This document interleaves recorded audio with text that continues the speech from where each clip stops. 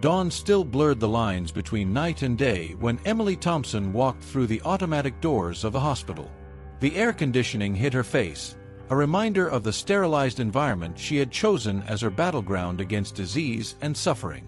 With a sigh, she adjusted her lab coat, her badge swinging slightly to the rhythm of her hurried steps. "Good morning, Dr. Thompson. How is your mother?"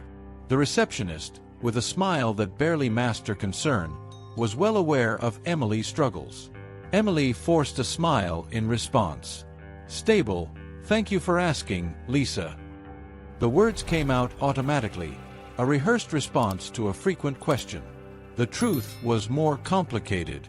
Her mother, battling an incurable disease, required constant care that inevitably fell on Emily's shoulders, now that her brothers had drifted away, choosing business life over the challenges of healthcare. Moving through the still quiet corridors, Emily mentally reviewed the patient list for the day. Each name was a reminder of the purpose that drove her, despite personal adversities. Upon reaching the anesthesiology wing, she found her colleague, Dr. Mark, already preparing the equipment. "Emily, did you see the email about the medical conference next week? It looks promising," Dr. Mark commented, without taking his eyes off the monitor. "Oh yes, I saw it. I'm thinking of attending. We need to stay up to date, don't we?" Emily replied, while checking a patient's records. Conversations about work were a refuge, a safe place away from home problems. The hours passed in a blur of medical procedures and quick decisions. The hospital was Emily's world, where she felt needed and competent. However, by the end of the shift, the reality of her personal life began to weigh down on her again. Returning home, the atmosphere changed. The home that should have been her sanctuary felt more like a prison. Michael, her husband, was increasingly distant. The house was silent when she entered. The sound of her steps echoed against the cold walls. "Michael!" Emily called out, dropping her bag in the entry hall. No answer. She walked the familiar path to the kitchen, where she found a note on the counter. "Had to sort some things out. We'll be back late. M." She clenched the note in her hand, frustration bubbling inside her. It was always like this lately. Notes, messages, the occasional cold dinner in the fridge. The man she had married seemed like a stranger now, his presence in the house nothing more than a ghost. Determined not to let the gloom take over, Emily went upstairs to see her mother. Mrs. Thompson was lying down, staring at the ceiling, lost in thoughts or memories that only she knew. "Mom, how are you feeling?" Emily asked, sitting beside the bed and taking her mother's wrinkled hand. "Dear, I'm fine." "You don't need to worry so much about me," her mother replied, her tired gaze trying to offer the comfort she herself needed. "I'll always worry, Mom. You and this hospital are all I have." Emily tried to smile, but her eyes betrayed the sadness of someone carrying the world on their shoulders. Night fell, and with it came the silence that precedes the storm. Emily didn't know it, but the challenges she would soon face in the hospital would test not just her medical skills but her very essence. The next day, the hospital director would call an urgent meeting that would forever change the course of her life. Emily arrived at the hospital early that morning, feeling the weight of fatigue and worry. She had barely begun to review the patient notes when an urgent call echoed through the intercom. "All doctors and administrative staff are summoned to the main auditorium. Emergency meeting in 15 minutes. She exchanged a worried look with Dr. Mark. "What do you think happened?" she asked, picking up her papers. "I have no idea, but it seems serious," he replied, hurrying along with her. The corridors were bustling with the unexpected movement of staff heading towards the auditorium. Whispers and murmurs filled the air, each one trying to guess the reason for the summons. As soon as everyone settled down, the hospital director, Dr. Stevenson, stepped onto the stage with a somber expression. He adjusted the microphone before beginning, his deep voice filling the space. "Good morning, everyone. I have called this meeting to discuss a matter of extreme seriousness and concern. We have detected a significant shortfall in our stock of oncological medications. We are talking about essential drugs for the treatment of our cancer patients. A murmur of shock and concern swept through the room. Emily felt a knot form in her stomach. Missing medications meant patients at risk. "We are initiating an immediate internal investigation," Dr. Stevenson continued. "I expect everyone's cooperation. If anyone has any information, no matter how small, I ask that you come forward and speak with me or any member of the administration. It is crucial that we resolve this quickly and discreetly." After the meeting, Emily was returning to the anesthesiology wing when she was approached by Dr. David Wilson, one of the most respected doctors in the hospital. "Emily, did you hear that? What a situation, huh? I hope they find out quickly who's behind this," he said, clearly worried. "Yes, it's terrible. I can't imagine who would do something like this," Emily responded, trying to mask her own anxiety. As she returned home after an exhausting day, Emily found Michael visibly agitated. He was pacing back and forth in the living room, his demeanor laden with tension. "Michael, what's going on? You seem worried," said Emily, approaching him. Michael stopped and looked at her with an expression she couldn't decipher. "It's just work. Problems at the company. You know how it is. Do you want to talk about it?"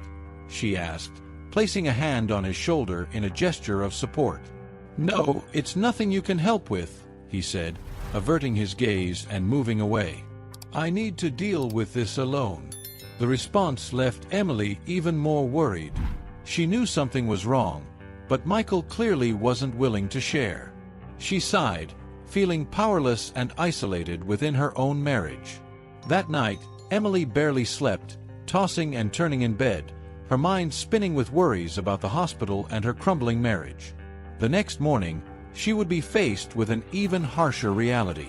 Emily had no idea that, upon arriving at work, she would be called to the director's office, where her life would take an unexpected and dramatic turn. The morning had barely dawned when Emily arrived at the hospital, still haunted by the worries that had kept her awake through the night. She had barely put on her lab coat when an urgent message arrived on her pager. "Dr. Thompson, please report to the director's office immediately." Emily's heart raced. Her instincts told her that this had to do with the missing medications. As she entered the administrative corridor, her steps echoed on the tiles, resonating with the anxiety pulsing through her veins. Upon opening the door to Dr. Stevenson's office, she encountered a scene she never expected. Dr. Stevenson was there, with a somber expression, accompanied by 2 hospital security officers and David Wilson, who avoided her gaze. "Dr. Thompson, please take a seat," said Dr. Stevenson, indicating a chair in front of his desk. His tone was formal, cold. Emily sat down, trying to maintain her composure. "What's happening, Dr. Stevenson?" "We have received some very concerning information, Dr. Thompson," he began, sliding a folder across the desk toward her. "There is evidence suggesting your involvement in the diversion of oncological medications, along with Dr. Noah Wood." Emily opened the folder with trembling hands. Inside, there were printouts of emails and text messages supposedly exchanged between her and Noah, discussing how to divert medications for sale on the black market. Her face paled as she read the falsified messages, her stomach churning with injustice. This isn't true," Emily exclaimed, raising her eyes to meet Dr. Stevenson's. "I would never do something like this. These messages are forged." "I understand that you will deny the accusations, Dr. Thompson." "It is your right," continued Dr. Stevenson, impassively. "But given the nature of this evidence, we have no choice but to suspend you and Dr. Wood from your duties immediately, while the investigation continues." "But this is a mistake. You need to investigate this further." "I am innocent." Emily's voice was tense, laden with emotion. Dr. Stevenson sighed. "If you are innocent, the investigations will prove it. For now, I ask that you hand over your badge and any hospital property to the officers here present." The meeting proceeded in a fog of formalities that Emily could barely follow. She handed over her badge, feeling as though she was surrendering a part of herself. As she left the office, she encountered Noah Wood being escorted by another security officer. Their eyes met, both sharing a mix of shock and disbelief. "Emily, Noah began, interrupted by the security officer pushing him to move forward. "I know, Noah. I know," Emily murmured, her words weak comfort to both. Returning home, the silence was deafening. Emily sat on the sofa, her hands trembling as she held her head while tears of frustration and fear began to stream down her face. Her career, the life she had built so carefully, was crumbling around her. The phone rang, pulling her from her somber thoughts. It was Michael, his voice cold, conveying the news she most dreaded. He was filing for divorce, citing the criminal charges as the last straw for a decision he seemed to have made a long time ago.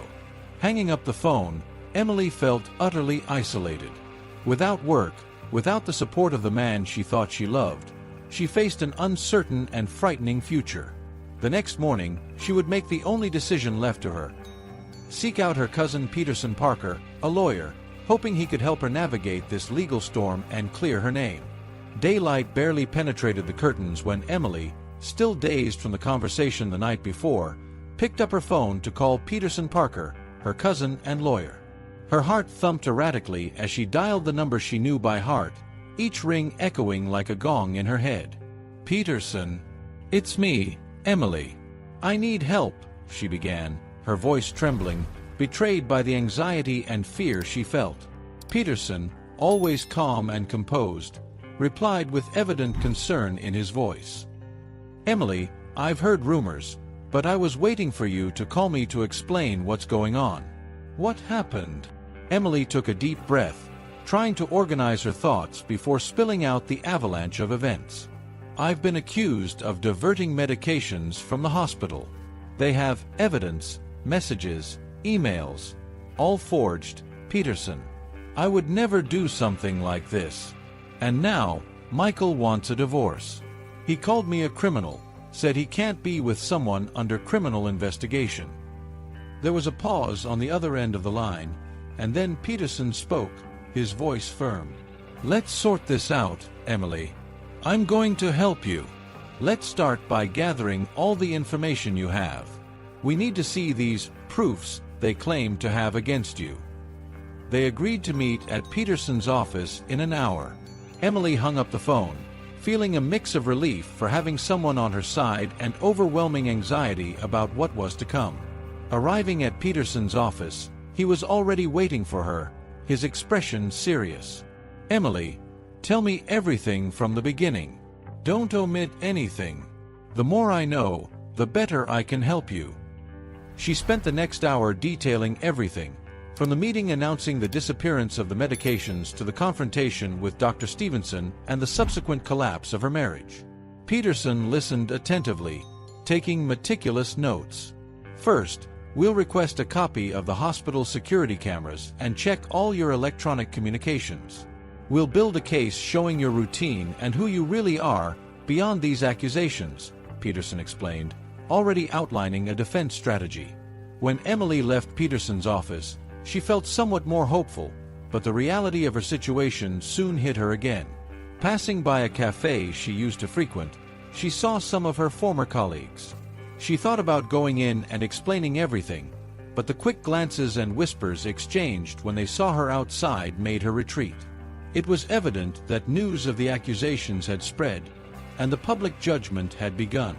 Alone, Emily walked back to her house, feeling increasingly isolated. Each step seemed to echo her loneliness, a woman against the world. At home, the walls seemed to close in on her. She sat on the sofa, staring at the phone, wishing for a supportive call that never came. That night, her despair deepened. She needed a strategy, a plan, something that could bring a thread of hope. And then, in the darkness of her worries, an idea began to form. Perhaps there was a way to prove her innocence. With renewed determination, she picked up the phone and dialed a number she hadn't used in years. "David, it's me, Emily Thompson. We need to talk." After hanging up, she knew the next step would be to confront David Wilson, the doctor who had first accused her. Perhaps he could provide the answers she needed to unravel this whole plot. With that thought, Emily prepared herself for what she knew would be a difficult battle. Armed with ironclad determination, Emily headed to the hospital early the next morning, her nerves on edge. Each step she took through the building echoed like a reverberation of her own anxiety. She knew the conversation she was about to have could alter the course of her life, for better or for worse. David Wilson was in his office, reviewing patient files when Emily knocked on the door, her heart pounding loudly in her ears. David looked up, surprised by her presence. "Emily, this is unexpected. What can I do for you?" His voice was cautious, the tension between them palpable. "We need to talk, David. About the accusations, the evidence, about everything," said Emily, closing the door behind her and sitting down across from him without waiting for an invitation. David sighed, running his hand through his hair. I know things have gone too far. I've been reviewing the documents again, and something isn't right. These messages, these emails, they seem too convenient." Emily stared at him, trying to read his thoughts. "Are you saying you think they were forged?" "I'm starting to think so," David admitted, his gaze shifting to the floor. "I should never have accepted this evidence without questioning it more deeply. I was pressured to act quickly, to take a stand. And now I see that I may have made a serious mistake. David, this isn't just about me. Noah has also been accused, and he's as innocent as I am. We need to fix this. You need to help fix this," Emily pleaded, her voice laden with emotion. David nodded, looking suddenly aged. "You're right. I'll talk to the board. I'll tell them everything I know and admit that I may have been hasty." Relieved, yet aware that there was still a long road ahead, Emily thanked him and left the office. Her next stop was to find Noah, who had been equally victimized by this nefarious plot. Finding Noah at his home, the tension in his shoulders was evident. He opened the door, his face marked by worry. "Noah, are you okay?" Emily asked, stepping inside. "I'm trying to cope with all this, Emily. It's hard to believe that after so much hard work, my career could be destroyed like this," Noah confessed, leading her to the living room. "I spoke with David Wilson. He's starting to doubt the evidence against us. He's going to help correct this," Emily said, trying to inject some hope into her voice. "Really? That would be incredible.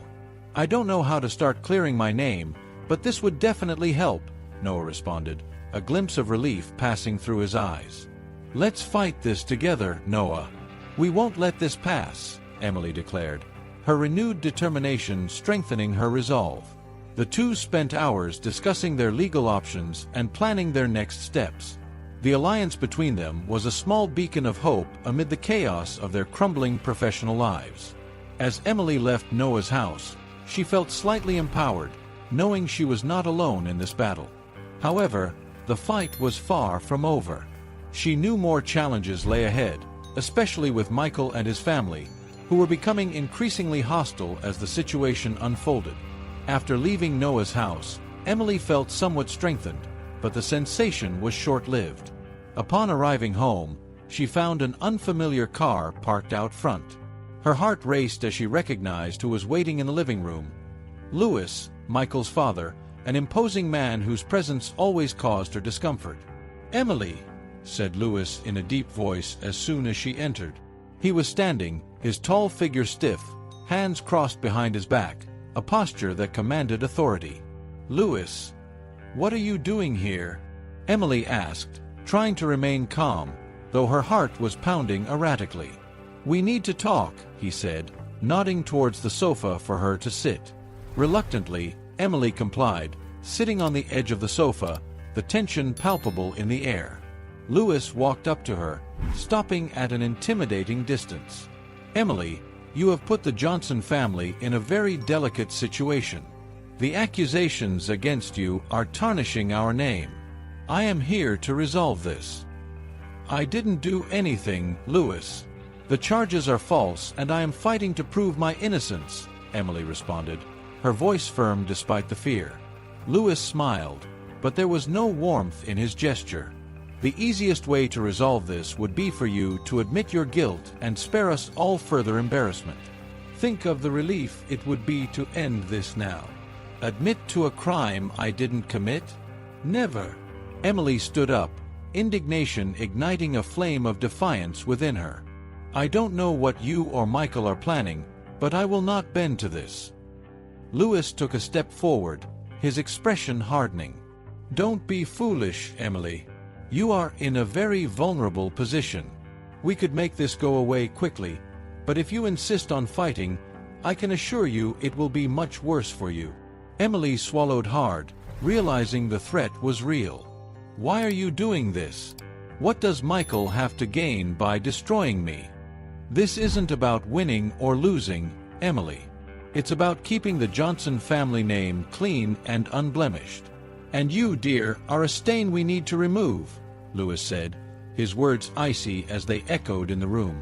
I will fight with everything I have, Louis. And when the truth comes out, it will be your family that will have to deal with the shame, Emily retorted, her determination coloring her words. Louis shook his head, a smile of contempt on his lips. We shall see, Emily. We shall see.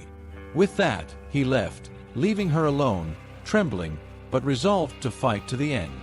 The confrontation with Louis only reinforced Emily's suspicions that Michael was behind the accusations. The complexity of the plot was beginning to unfold, and she knew she needed to act quickly. The next day, she would make a decision that could change the course of everything: to go directly to Michael's office and confront him, seeking answers directly from the source of her distress. Emily was determined to face Michael, certain that if there was any hope of unraveling this web of lies, it would be found there. After the confrontation with Louis, Emily felt more determined and isolated than ever before. With little support and growing pressure, she knew she needed help, but from someone outside her current circle who could offer a new perspective. That's when Chris Evans entered her life, bringing with him a beacon of hope. Emily met Chris in an unexpected way. After deciding to confront Michael directly, she went to his company for a showdown. On the way, her car broke down, and she found herself stranded by the roadside. Chris, who was off duty and happened to be passing by, stopped to help. Need a hand? Chris asked, approaching with a friendly smile. Yes, I think I do, Emily responded, looking at her car with frustration. I don't know much about cars, to be honest. As Chris examined the engine, they began to talk. Emily, feeling a strange connection and driven by the need to vent, ended up telling him about the false accusations and the pressure she was facing. Chris listened attentively, his face serious. This sounds serious. I'm a police officer, and if there's anything I can do, even if it's just to listen, I'm here. Thank you, Emily said, sincerely grateful. I feel like I'm fighting against giants. Well, sometimes we just need someone to fight alongside us, Chris replied, offering her an encouraging smile. In the days that followed, Chris became a pillar of support for Emily. They met several times, and Chris used his police experience to help Emily better understand how she could gather evidence of her innocence and expose the lies woven by Michael.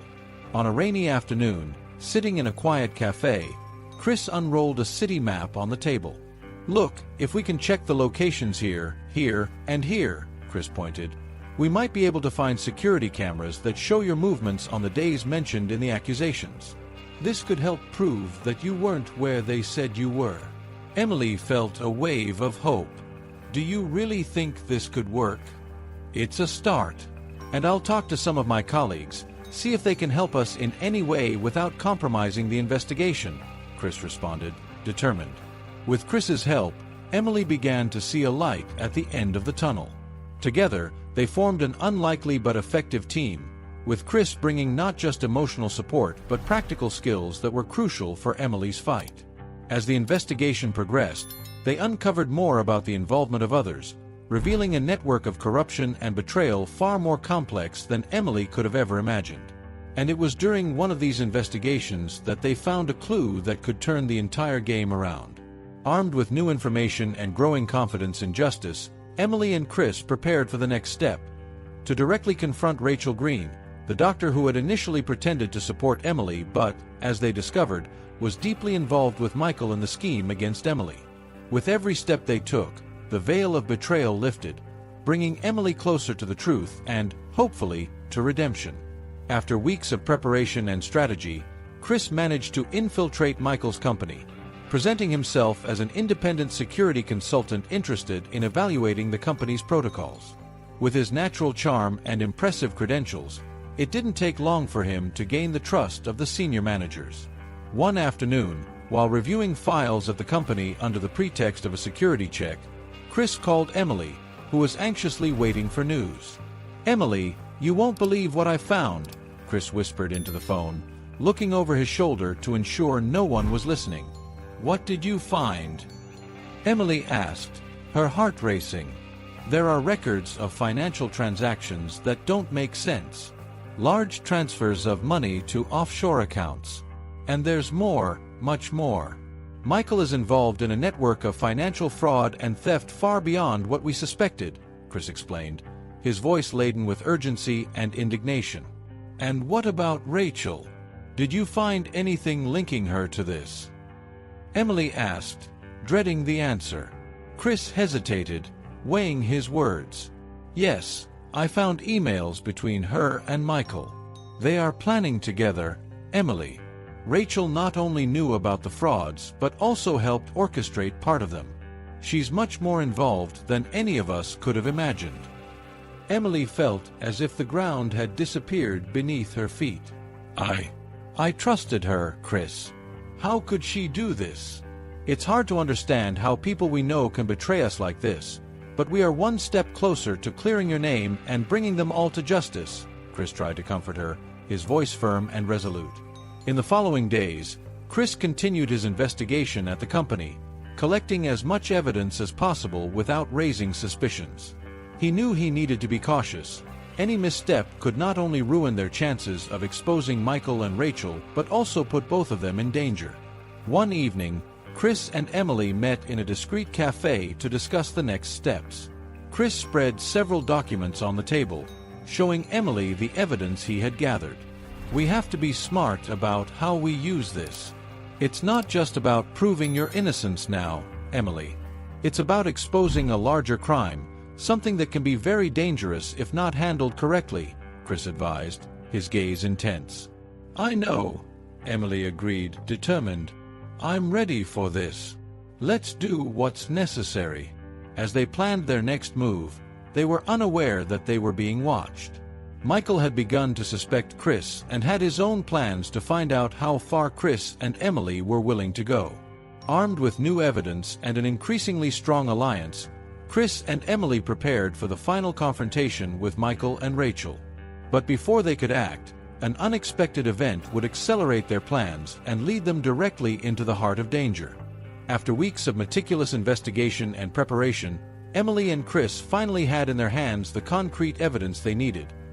Audio recordings that captured Michael and Rachel discussing their fraudulent schemes in detail.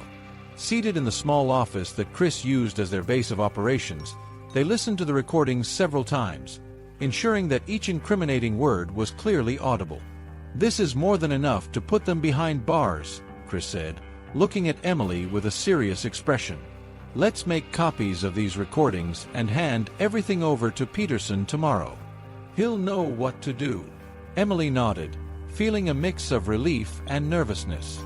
"Finally, after everything I've been through, it seems justice will be served." However, amid the excitement and relief, Emily felt an urge to share this victory with someone who, in her mind, might still be her ally. Against Chris's advice to keep the evidence secret until it was handed over to Peterson, Emily picked up her phone and dialed Rachel's number. Her heart beat with the hope that, somehow, Rachel wasn't as involved as the evidence suggested. "Rachel, it's me, Emily," she began, her voice trembling. I need you to know that we've uncovered everything. About you and Michael." There was a pause on the other end of the line before Rachel responded, her voice too calm. "Emily, what are you talking about?" "Discovered what?" "The frauds, Rachel. We have recordings of you two." "You better prepare yourself because we're handing everything over to the police," Emily said, the firmness in her voice hiding the tremor of her hands. Rachel sighed on the other end, and then, with a voice that carried a sharp edge, replied, "Emily, you really shouldn't have done that. I truly wish you hadn't found out this way." As soon as Emily hung up, a sense of unease began to settle in. She looked at Chris, who had listened to the conversation with a worried expression. "Emily, you shouldn't have done that. Now she knows we're coming. This could put us in a very dangerous position," Chris warned, his concern clear. Emily felt the weight of her mistake. I had to confront her, Chris. I had to hear it from her." Chris nodded, understanding Emily's emotional need, yet still concerned. "All right, now we need to be even more cautious. Let's adjust our plan a bit to ensure our safety." That night, as Emily tried to sleep, her mind spun with potential repercussions of her action. She knew that Rachel and Michael would now be preparing their response, and this could complicate everything. The next day, as Emily and Chris prepared to deliver the recordings to Peterson, an unexpected event accelerated their plans. Rachel, anticipating Emily's actions, took a drastic measure to protect herself and Michael, putting Emily and Chris directly in the path of danger. After the revealing conversation with Emily, Rachel hung up the phone with trembling hands, her mind spinning with the implications of what she had just heard. Knowing there was no time to lose, she immediately called Michael, who answered with a voice that conveyed concern. "Michael, we have a big problem," Rachel said quickly, without mincing words. "Emily knows everything. She called me and said she has recordings of us. She's planning to hand everything over to her lawyer tomorrow." There was silence on the other end of the line before Michael responded, his voice laden with urgency and anger. "How did she get those recordings? It doesn't matter now. We need to act fast. Where is she now?" "I don't know, but she's with Chris, that police officer who's helping her. They must be together," Rachel informed, the anxiety in her voice evident. "Listen, Rachel, I'll handle this. I'll make sure those recordings never see the light of day," Michael said determinedly. "Keep your phone close. I'll need your help." Meanwhile, Chris and Emily were in their makeshift small office, reviewing the last details of their plan to deliver the recordings. Suddenly, Chris's cell phone vibrated with a message from an informant inside Michael's company. A fellow police officer Chris had asked to keep an eye on any suspicious movements. Chris read the message quickly and his face turned pale. "Emily, we need to get out of here now. Michael is coming this way. He knows about the recordings and is on his way to intercept them." "What? How did he find out?" Emily asked, panic starting to set in. "It doesn't matter now. We have to go. Now," Chris insisted, grabbing the recordings and pulling Emily by the arm. They hurriedly left the office, running to Chris's car. As they drove, Chris explained the situation. "My contact at the company said Michael left furious and mentioned something about retrieving some recordings. He must have someone watching us. This is my fault for calling Rachel," Emily murmured, feeling guilty. "No, this isn't the time to blame yourself. We need to focus on keeping these recordings safe," Chris said, trying to calm the situation as he drove at high speed to a safe location. They arrived at a small roadside motel, a place Chris considered safe to hide temporarily. As they registered under false names, Chris kept constant watch, looking out for any sign of Michael or his associates. "We'll stay here until we can think of a better plan. We can't risk going to any obvious place right now," Chris decided, closing the curtains of the motel room. As Emily and Chris tried to reorganize and create a new plan, Michael was on the move, determined to do whatever was necessary to protect his empire and his reputation. The hunt was just beginning, and they all knew that the next moves would be crucial in determining the outcome of this dangerous game. While Emily and Chris tried to regroup at the motel, Michael, driven by a mix of fury and desperation, arrived at Emily's house. Night had already fallen, and the streets were quiet and still, a stark contrast to the storm raging within him. He parked the car abruptly, his eyes scanning the area to ensure there were no witnesses. Taking a deep breath, he approached the front door. Michael didn't bother to knock. He used a key he still had, a remnant of his marriage to Emily, to sneak inside. Once inside, his imposing figure silhouetted against the dim light of the hallway, he began to frantically search for the recordings, opening drawers and rummaging through documents. Meanwhile, at the motel, Emily felt a chill run down her spine. An inexplicable sense of dread made her pick up the phone and dial her neighbor, Mrs. Jenkins, an older lady who held an emergency key to her apartment. "Mrs. Jenkins, it's Emily. Could you please check on my apartment? I'm worried I might have left something on," Emily spoke, trying not to convey her real fear. "Of course, dear, I'll check right now," Mrs. Jenkins responded, always willing to help.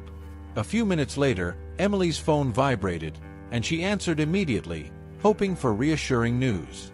"Emily, there's someone here, in your apartment.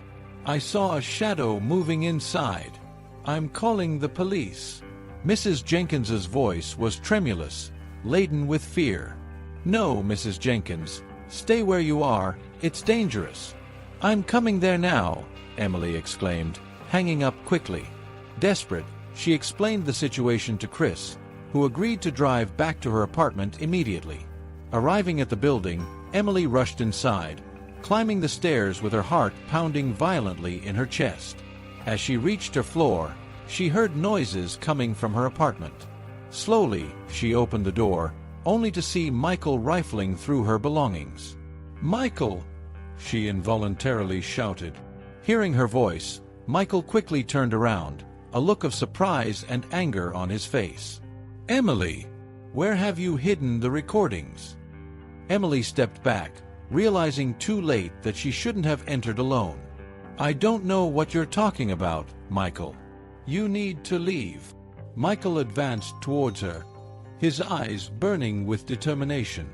"I'm not going anywhere until you give me those recordings, Emily.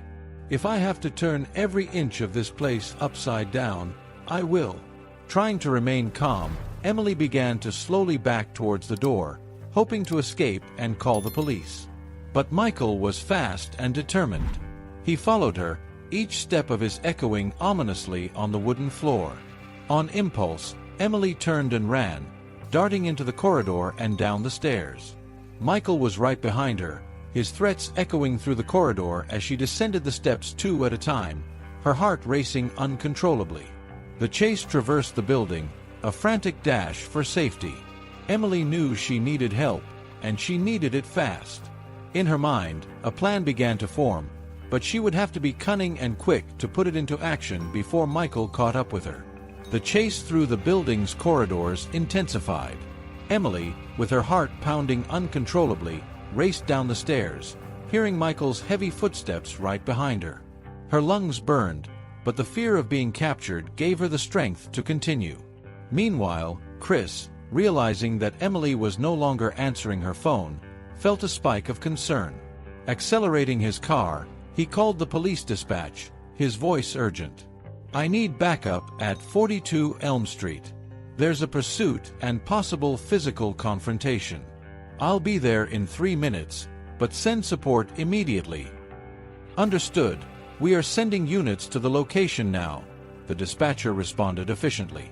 Chris floored the accelerator, skillfully maneuvering through the city streets while thinking of Emily and the dangerous situation she was in.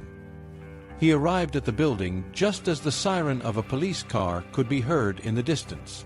Jumping out of the car, Chris entered the building in time to see Emily running towards him, her expression a mix of relief and absolute terror. Behind her, Michael appeared, a towering figure of anger and despair. "Emily!" Chris shouted, running to meet her. Emily nearly collided with him, her eyes wide with fear. "Chris! He's after me!" Michael, seeing Chris, hesitated for a moment before advancing again, his determination seemingly unshakable. Chris positioned Emily behind him, facing Michael directly. "Michael, it's over. The police are on their way. You can't escape." However, Michael seemed not to hear, his eyes fixed on Emily. He advanced, but before he could reach her, Chris intercepted him, adopting a defensive stance. At that moment, the sirens became deafening, and armed police officers entered the hall, their voices loud and commands clear. "Police! Hands where we can see them!" Surprised and overwhelmed, Michael finally stopped, slowly raising his hands as he was quickly surrounded and handcuffed by the officers. Emily, trembling, was quickly attended to by a policewoman, who wrapped her in a blanket and began to calm her. Chris stayed by her side, offering a comforting arm as he watched Michael being led to the patrol car. As the situation calmed down, Chris handed over the recordings to the police, explaining their relevance. These recordings contain evidence of serious crimes committed by him and his accomplice. They need to be analyzed immediately. The officers assured that the recordings would be treated as critical evidence and promised a thorough investigation. With Michael detained and the evidence submitted, it seemed that justice would finally be served. Exhausted but feeling a weight lifted from her shoulders, Emily looked at Chris, her gratitude evident. "Thank you, Chris. Without you, I don't know what would have happened." Chris, relieved to have arrived in time, just squeezed her hand. "We're in this together, Emily. To the end." As the police finalized the process on the scene, Emily knew the battle was far from over. There was still the trial and the aftermath of the entire scheme being dismantled. But with Chris by her side and the truth beginning to surface, she felt she could face anything. However, both knew that the real test was still to come, the final confrontation in court, where all evidence would be presented and Emily's story would be told in full detail. The courtroom was filled with tension and anticipation as Peterson Parker, with a folder of documents and now well-known recordings, prepared to defend Emily and Noah before the judge and jury. The trial, which had attracted media attention, was the setting for a dramatic twist in the events that had shaken the local medical and business community. Peterson, confident in the truth he held, began his presentation to the court. "Ladies and gentlemen of the jury," he started, "I will present irrefutable evidence that demonstrates not only the innocence of my clients, Emily Thompson and Noah Wood, but also exposes a sinister plot of fraud and betrayal orchestrated by Michael Johnson and his accomplice Rachel Green." As Peterson detailed the case, displaying the recordings and documents Chris had collected, the expressions on the jury members' faces gradually changed from doubt to shock and outrage. Emily, sitting next to Peterson, clasped her hands, nervous but hopeful, feeling every word of her lawyer resonate throughout the room. When the recordings were played, Michael's voice discussing the fraud plans and manipulation against Emily left the room in deafening silence. Rachel, already detained and awaiting her trial, could do nothing but lower her head, her guilt evident to everyone in the courtroom.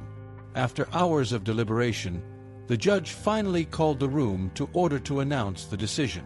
Based on the evidence presented and the compelling testimony, the jury has reached a unanimous verdict.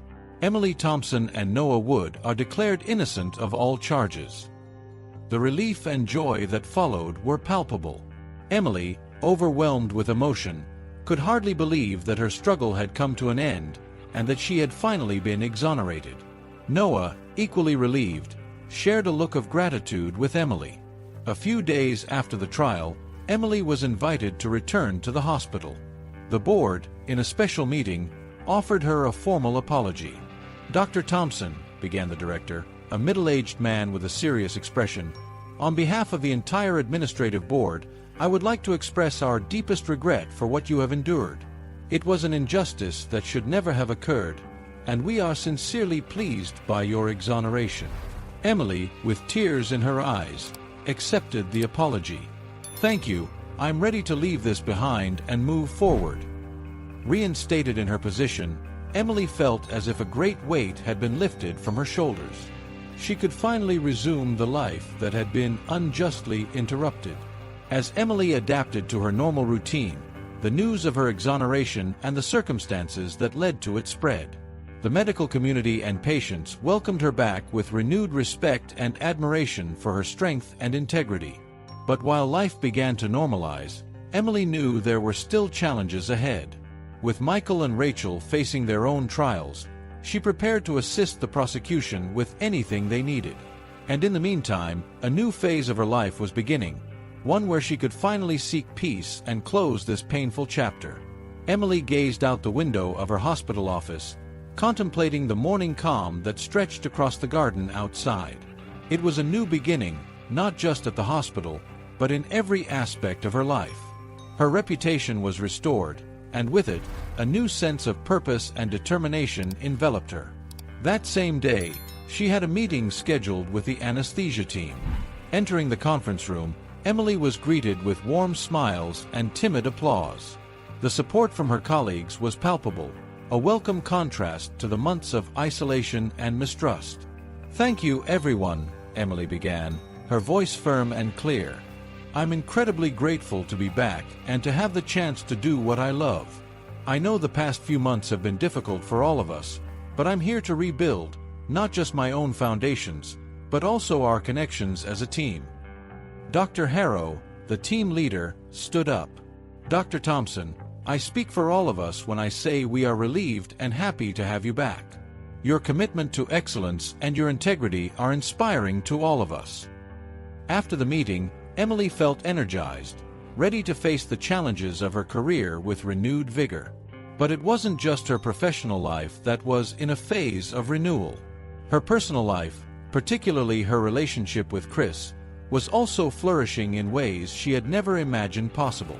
Chris had become an integral part of her life, not just as the man who helped her during her crisis, but as a partner who shared her deepest values. They spent their evenings discussing everything from medical cases to the nuances of justice and penal reform, exploring together a future full of possibilities. On a quiet afternoon, as they walked through the park near the hospital, Emily held Chris's hand, feeling the solidity of his support. "Chris, I don't know how I would have survived all this without you," she said, stopping to look into his eyes. "Do you believe in fate?" Chris smiled, squeezing her hand. "I believe in people making brave choices, and I believe that somehow those choices brought us here. Together." Emily smiled, her heart light. "Then here we are, making new choices, together." They continued their walk, each step reinforcing their connection. Emily knew there were still challenges ahead. The trials of Michael and Rachel still loomed over her like a dark cloud, but with Chris by her side, she felt she could face anything. That night, as Emily prepared for bed, she reflected on the twists her life had taken. The unexpected support from colleagues, the fight for justice, the formation of a new love, all seemed like a miracle post-storm. Tomorrow would be another day, and with it would come new challenges, new joys, and new opportunities to learn and grow. Emily was ready to face each one, knowing that, no matter what the future held, she had the strength to overcome and the companionship to celebrate every moment. The early morning rays filtered through the hospital windows, illuminating the corridor with a warm glow that reflected Emily's new beginning. She walked through the hospital with a confident posture, greeting colleagues with a genuine smile.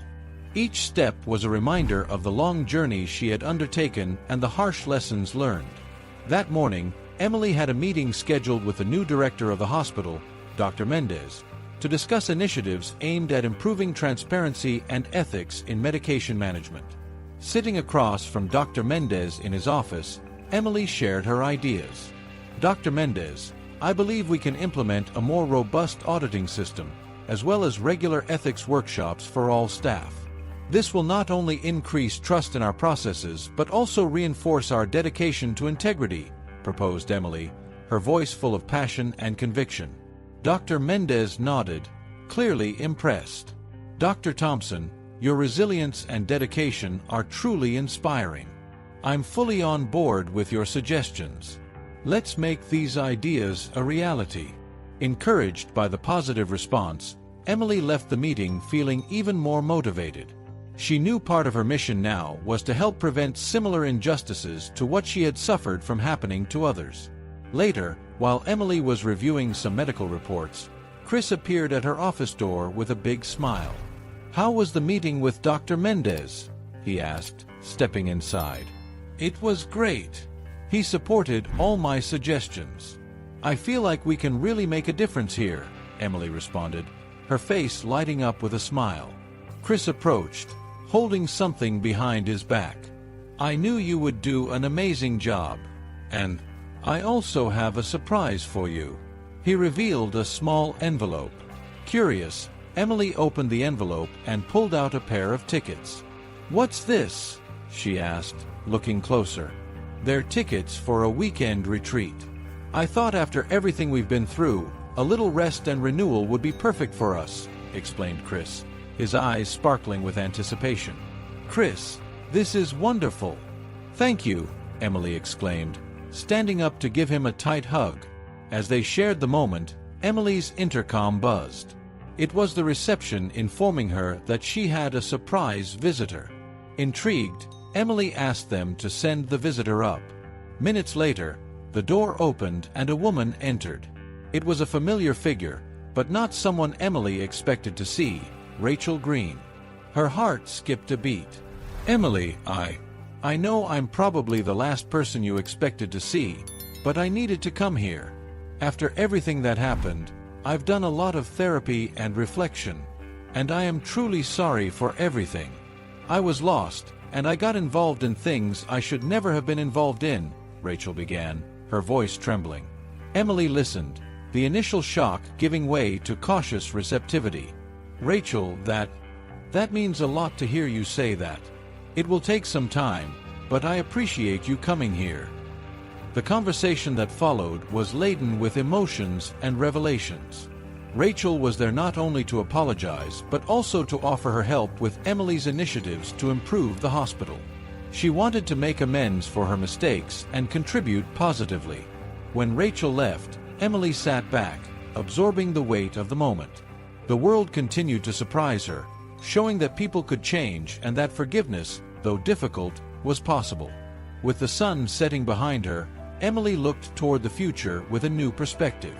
The challenge of rebuilding continued, but now she knew that no matter how tough the path, she was not alone. Alongside Chris, and with a community that was learning to heal and grow, she was ready to face any challenge that the future might bring. So, if you're not subscribed yet, click on the subscribe button below and join our community. Thank you for your support and see you in the next videos.